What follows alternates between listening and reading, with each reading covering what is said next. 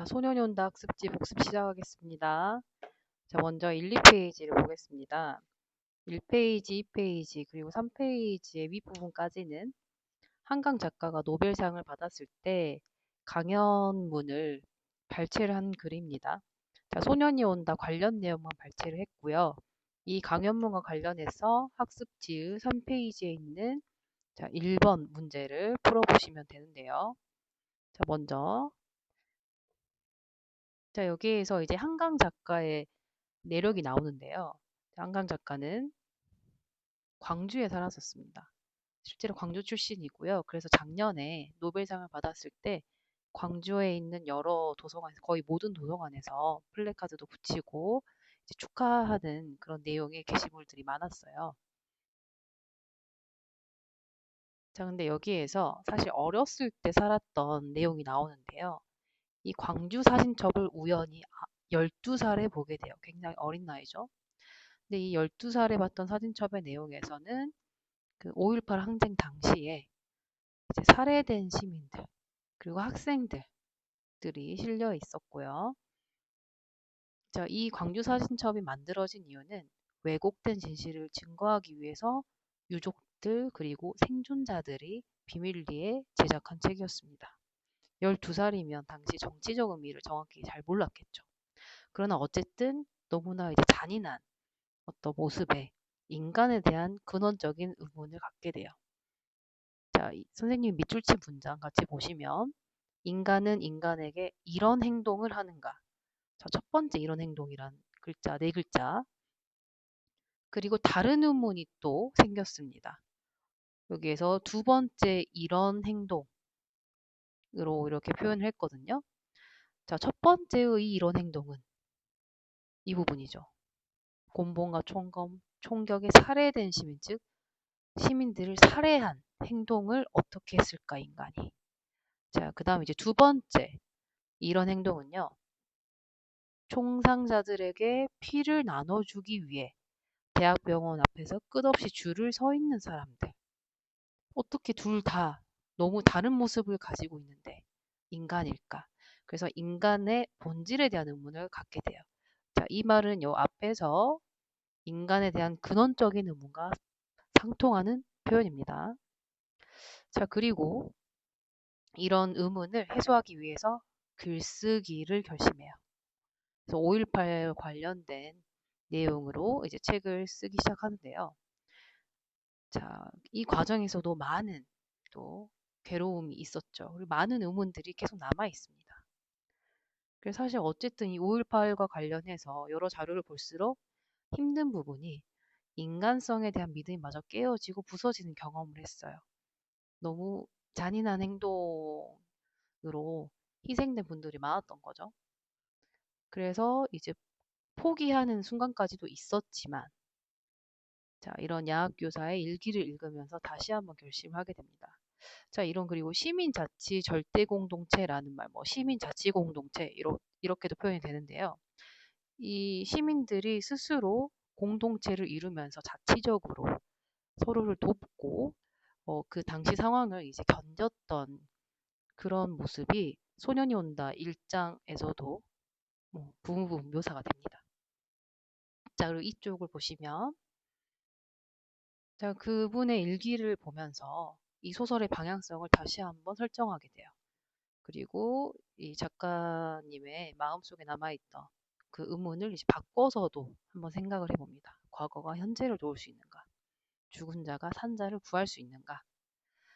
그래서 이 소설을 쓰는 동안 실제로 이 의문에 대한 답을 어느 정도 이제 얻게 된 거죠. 죽은 자들이 산 자를 구하고 있다. 그리고 과거가 현재를 돕고 있다라고 느낀 순간들이 있었습니다. 자, 이런 부분은 본인의 개인적인 경험과도 함께 묘사가 되고 있죠. 자, 그리고 그 사진첩과 관련된 그리고 이렇게 소설을 쓰게 된 계기에 대해서 다시 한번 생각을 해봅니다. 인간은 어떻게 이토록 폭력적인가? 자, 그렇게 뭐 곤봉이나 총격에 살해된 시민들을 보면서 어떻게 이렇게 잔인하게 사람을 죽였지? 폭력적인가? 그러나 또 총상자들을 위해 헌혈을 하는 시민들의 모습을 보면서 압도적인 폭력의 반대편에 설 수 있을까? 이런 표현을 합니다. 좀 더 이런 행동이 구체화된 거죠. 앞부분 1페이지 쪽에 나와 있던 이런 행동이 좀 더 이렇게 구체화가 되었어요. 자, 이렇게 두 가지의 모습이 다 인간이라면 도대체 인간은 무엇일까? 그래서 다시 한번 인간에 대한 근원적인 의문, 인간의 본질에 대한 의문을 다시 한번 언급을 해요. 그리고 요 두 모습을 참혹과 존엄이라는 단어로 표현을 합니다. 자, 그리고 어쨌든 이 소설을 쓰면서 위에 과거가 현재를 도울 수 있는가, 죽은 자가 산 자를 구할 수 있는가, 있다라는 결론으로 보여주고 싶었겠죠. 그래서 이렇게 표현을 또 합니다. 소설의 처음과 끝에 촛불을 밝히고 싶었다. 자, 그리고 이 제목과 관련해서 소년이 온다. 자, 온다는 뭐 여러분들이 이제 시제 배웠잖아요. 현재형으로 니은 서너말 어미가 붙었죠. 게다가 자, 이 1장 그리고 그 이후에도 보시면 이 서술 시점이 너 혹은 당신이에요. 2인칭이죠. 2인칭. 굉장히 독특한 시점 설정입니다. 그래서 이것과 관련해서도 2번 문제, 죄송합니다. 3번 문제가 있죠. 자, 이 소년이 온다라는 제목의 의미를 다시 한번 생각을 해보면 사실 이렇게 작가님께서 구체적으로 설명해 주는 게 많지 않아요. 근데 여기에서는 일부러 구체적으로 좀 언급을 해주시는 것 같아요. 어둠 속에서 깨어난 소년이 혼의 걸음걸이로 현재를 향해 다가오고 있다. 다가온다라고 해요. 그래서 현재가 된다. 그래서 위에 제시했던 의문과 계속 이어지는 거죠. 이 과거의 어떤 일들이 현재로 이어진다. 그래서 현재를 돕는다. 죽은 자가 산 자를 구할 수 있다. 인간의 잔혹성과 존엄함이 극한의 형태로 동시에 존재했던 시공간을 광주라고 부를 때. 자, 5.18 당시인 거죠. 그래서 이런 것들을 계속 우리는 끊임없이 기억을 해야 된다. 자, 그리고 이런 책을 읽는 분들이 공통적으로 느끼는 게 이제 고통스럽다예요. 사실 이제 선생님도 여러분들이 읽으면서 좀 뭐 이해가 안 돼서 힘들어한 친구들도 있었겠지만 이 내용이 너무 슬프거나 고통스러웠던 친구들도 분명히 있었다고 생각을 해요. 그럼 이 고통의 이유는 무엇인가? 자, 우리는 인간성을 믿고자 하기에 그 믿음이 흔들릴 때 자신이 파괴되는 것을 느끼는 것일까? 이제 작가님도 자기가 쓴 작품이지만 독자들의 반응의 그 이유를 계속 생각해 보게 되는 거죠. 그리고는 그 책을 읽은 사람들이 말하는 고통과 이제 자신의 어떤 소설을 쓰는 과정에서 느낀 고통이 좀 연결이 되고 있다. 즉, 이 작품을 통해서 그 5.18 당시의 어떤 사건으로 인한 그 아픔과 고통을 다 같이 이제 공감하게 되는 그런 상황이 된 거죠. 이루어진 거죠. 자, 그리고 이제 좀 뒷부분을 보시면 그 이후에 나왔던 소설 작별하지 않는다에 대한 이야기까지 나오거든요. 자, 5.18 항쟁을 다룬 소년이 온다 이후에도 제주도 4.3 사건을 다룬 작별하지 않는다라는 작품도 있어요. 그래서 이런 식으로 이제 이 작가님은 좀 이제 과거에 있었던 일을 통해서 우리에게 계속 뭔가를 쭉 이어주려고 하는 그런 의도가 좀 보입니다. 자, 일단 1번 답을 보시면요. 지필 의도입니다. 자, 인간의 가진 양면성. 이 양면성은 1페이지 강연문 부분에서는 이런 행동을 2번 썼지만 자, 2페이지를 보시면 참혹과 존엄이라는 구체적인 특정 단어로 표현을 했어요. 자, 이런 것이 인간의 어떤 본질인가, 인간의 근원에 대한 의문을 해소하고 싶었습니다. 그리고 글쓰기를 결심했다라는 내용도 1페이지에 있었죠. 자, 그리고 살아남은 자의 고통과 죄책감을 드러내고자 하는 부분도 있어요. 자, 그리고 이 세 번째 문장은 사실 그 역사를 바탕으로 한 여러 작품들이, 많은 작품들이 좀 공통적으로 갖는 특징이라고 보시면 돼요. 그리고 특히 이 작가님도 이 독자들의 반응을 언급을 하면서 이 세 번째 지필 의도를 또 제시를 했죠. 그 다음 2번. 일장의 소제목이 어린 새인 이유. 자, 어린 새가 등장하는 부분을 이 책의 본문에서 보시면요. 외할머니 임종, 이제 외할머니가 곧 돌아가시는 그런 상황에서 이런 표현을 해요. 새 같은 무언가가 빠져나갔다. 그리고 자, 주검이 된, 그러니까 돌아가신 거죠. 돌아가셨을 때 그 어린 새 같은 것이 이런 식으로 표현이 됩니다. 자, 사람이 죽으면 빠져나가는 어린 새. 여기에서 좀 직접적으로 그 의미를 파악할 수가 있어요. 그래서 죽은 이후 영혼을 상징한다. 라고 볼 수 있고요. 자, 그 다음 4페이지에 있는 3번 보겠습니다. 자, 우리가 일단 1장만 가지고 이야기를 하고 있는데요. 그 이후에도 이제 너 혹은 당신으로 시점이 설정이 되어 있어요. 자, 이런 2인칭 시점은 굉장히 독특하고 흔하지 않습니다. 이런 서술자를 설정한 이유를 생각해 보면요. 일단 너라고 부르는 사람이 누구인가를 생각해 봐야 돼요. 누가 지금 너라고 부르면서 이야기를 해주고 있나. 자, 그러면 이 죽은 혼, 즉 정대라고 볼 수가 있고요. 그 다음에 은숙 누나, 그 다음 진수형, 저 이거 못하죠. 진수형, 혹은 선주 누나, 혹은 동호 어머니, 혹은 에필로그 맨 마지막 장에 있는 저자인 나, 이거나 혹은 독자일 수도 있는 것이죠. 그래서 이런 2인칭 시점, 그래서 말을 건네듯이 문장을 쓰게 되고요. 자, 이렇게 2인칭 시점을 설정한 그 효과를 생각해 보면요. 일단 동호가 살아있는 듯이 느껴져요. 지금 이 구절에 대한 질문이 많은데요. 그냥 이거는 없다고 보셔도 되고요. 일단 동호가 살아있는 듯이 그 상황을 이야기하는 것 같다. 그래서 좀 더 생생하죠. 뭐 귀신 뭐 이런 상상이 아니라요. 동호의 어떤 그 상황을 좀 더 생생하게 느끼도록 해주는 거죠. 그리고 동호를 너라고 부름으로써 이 독자들이 동호와 대화할 수 있는 상황에 있는 것 같아요. 그래서 등장인물들과의 관계에 독자 또한 참여하도록 합니다. 그래서 독자는 관심을 가지고 동호를 좀 더 자세히 바라볼 수 있고요. 그의 지각, 그러니까 그의 생각과 마음에 좀 더 깊이 개입할 수 있어요. 더 자세히 들여다볼 수 있다라는 말입니다. 자, 그 다음 이제 인물 파악하기. 이 부분은 사실 부분 선생님이 타이핑을 했지만 여러분이 이 책 본문이 다 나와 있지 않은 부분에 대해서는 좀 헷갈려 하는 분들이 있더라고요. 그래서 좀 본문을 보면서 인물 파악하기와 관련된 부분 위주로 본문에서 좀 설명을 하고요. 자, 그리고 이제 6번이나 6페이지에 있는 6번, 그냥 요약은 넘어가겠습니다. 그냥 보시면 돼요.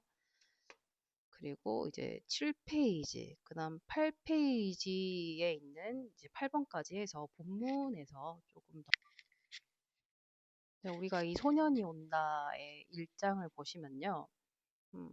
여러분이 익숙한 시점이 아니라서, 2인칭 시점이라서 힘든 부분도 있지만, 지금 이 너가 명확히 처음에 나오지 않은 상태에서 굉장히 이 사건의 그 순서가 굉장히 섞여 있어요. 그래서 과거 회상하는 부분들이 많아서 좀 더 이해하기 힘들 수 있는데요. 자, 일단 7페이지를 보시면 이제 너에 대한 내용이 나오죠. 그리고 그 상황, 날씨에 대한 묘사들이 있습니다. 자, 일단 너는 이런 작은 형에 대한 이야기. 그 다음 이제 분수대 쪽에서 들려오는 함성과 박수 소리. 이런 어떤 그 상황에 대한 묘사가 있는데요. 그리고 그러니까 뭐 이런 일상적인 안경 이야기를 하는 것 같으면서도 또 이제 8페이지에서 이 두 번째 정도의 문단을 보시면 자, 이런 젊은 여자의 카랑카랑 음성, 상무관, 자, 이런 부분들. 그리고 자, 이런 멘트들을 봤을 때 이게 5.18 당시 이미 돌아가신 시민분들이 나온 시점이라는 걸 볼 수 있어요. 자, 오늘 접식자 병원에서 오는 죽은 사람들은 모두 몇이나 될까? 네가 아침에 물었을 때 진수영은 짧게 대답한다. 한 30명 될 거다. 하루에 30명은 이미 돌아가셔요. 그 정도로 당시에 많은 분들이 이제 희생이 됐었는데요. 근데 이제 굉장히 이런 대화가 일상적으로 보이는 부분도 있어요. 그 분위기가. 그래서 이미 지금 이 5.18 당시 그 항쟁이 시작된 시점이고, 너가 이제 이런 시신들을 수습하는 일을 하고 있는 상황인 거예요. 지금 이 첫 부분은. 자, 그리고 일단 넘어가겠습니다. 그래서 이런 시민 수습하는 그런 상황을 좀 보여주고, 이제 애국가에 대한 이야기가 좀 나와요. 그리고 이 애국가에 대한 이야기를 보시면 지금 너가 의문을 가졌어요. 애국가의 의미에 대해서. 왜 지금 현재 어떤 국가, 물론 그 당시에는 신군부 세력이 정권을 잡은 상황이긴 하죠. 그러나 이제 너 입장에서는 지금 국가가 사람들을 죽이고 있는데 라는 그 생각에서 이 애국가의 의미가 맞나? 라는 의문이 생기는 거죠. 자, 그다음 넘어가서 이런 이제 시신들을 수습하는 상황이 나와요. 이제 이런 시신들을 수습하는 과정에서 굉장히 또 어, 이렇게 초를 태워도 아무 소용 없을 정도로 많은 사람들이 희생되었고 이런 부분들이 나오거든요. 그리고 굉장히 이 묘사가 직접적이에요. 자세한 묘사가 있습니다. 이런 것들은 왜냐? 당시 그만큼 참혹하게 돌아가신 분들이 있었다는 거죠. 자, 그러면 이제 좀 더 이제 문제와 관련된 부분으로 이제 넘어가 볼게요. 이제 13페이지 정도부터 보시면 이제 인물들에 대한 특징이 여기 나오죠. 자, 일단 너가 어떤 누나들을 만나게 돼요. 누나들은 시신을 이미 수습하고 있었고 그 일을 돕는 일을 하고 있었고요. 그래서 지금 정대를 찾으러 온 동호를 보고 이렇게 왜 왔어? 이런 질문을 하면서 친구를 찾으려고 왔다. 이렇게 대화를 나누는 과정에서 좀 이런 부분, 외모를 좀 묘사를 해주고요. 어떤 신상 정보가 조금씩 언급이 되죠. 이런 부분들. 자, 그리고 이런 대화 속에서 또 정대와 정미 누나의 어떤 상황도 알려줍니다. 그리고 이런 부분들, 시외 전화가 안 되는 그 당시 상황, 고립이 됐던 상황도 이 부분에서 할 수가 있죠. 자, 그렇게 해서 이제 이 동호, 너가 누나들과 함께 시신을 수습하는 일을 함께 하게 되죠. 그리고 이제 은숙 누나와 선주 누나에 대한 좀 더 자세한 묘사들이 이어집니다. 그리고 이제 너의 특징이 직접적으로 나오는 부분들 이렇게 보시면 되고요. 그 다음에 이제 진수형과 관련된 부분도 같이 이어서 나오죠. 그래서 지금 이 도청에서 시신을 수습하는 일을 함께 했던 너, 그 다음에 은숙 누나, 선주 누나, 진수형. 이 인물들에 대한 특징들이 이런 내용에서 파악되실 겁니다.